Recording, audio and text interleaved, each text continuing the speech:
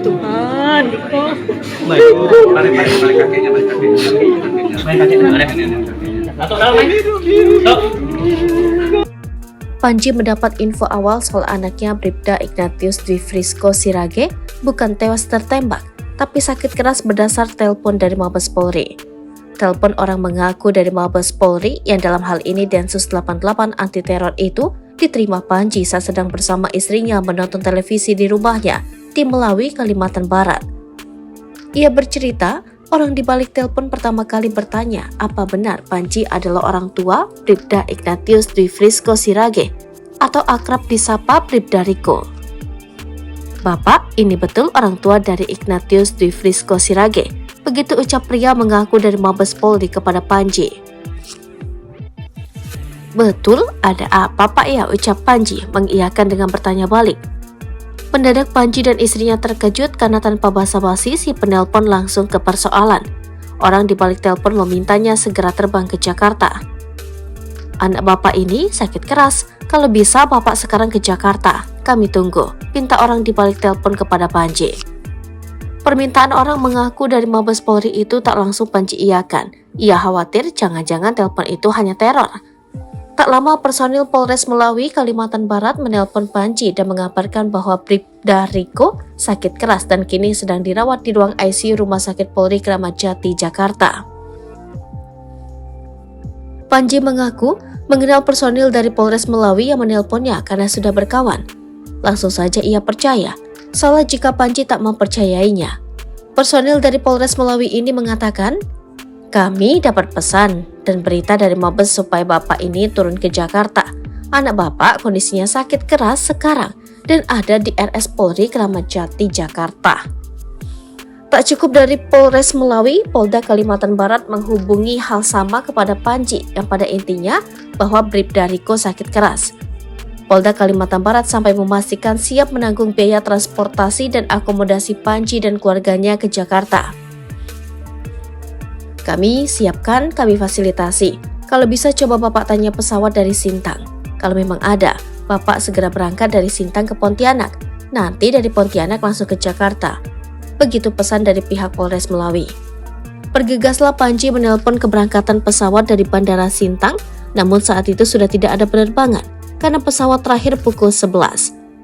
Sementara Panji dan keluarganya mendapat telepon soal kondisi Bribda Riko pukul 11.30. Akhirnya, Panji dan istrinya siapkan pakaian dan meminta saudaranya yang bisa membawa mobil menuju Pontianak. Panji dan istrinya kurang lebih menempuh 8 jam perjalanan dari Melawi untuk sampai Pontianak. Saat itu ia dan istrinya langsung diminta fotokopi KTP untuk beli tiket pesawat. Pokoknya Bapak jangan pikirkan lagi, kirim saja fotokopi KTP Bapak dan Ibu, kami siapkan tiket pesawat untuk berangkat ke Jakarta, kata personil dari Polres Kalbar. Lantaran sudah malam, Panji dan istri menginap di Pontianak. Besoknya pukul 7, keduanya terbang dari Pontianak ke Jakarta. Sampai di Jakarta, Panji dan istrinya diliputi rasa was-was karena Polres Melawi dan Polda Kalbar tidak merinci sakit keras apa yang diderita putranya Bribda Riko. Di Jakarta, Panji dan istrinya diajak ke sebuah ruangan dan bertemu pimpinan Densus 88 anti teror dan tim penyidik. Disinilah keduanya mendapat kejelasan bahwa anaknya tertembak senjata api seniornya. Sebelum itu, Panji meminta izin untuk merekam penjelasan dari pejabat Densus 88 anti teror.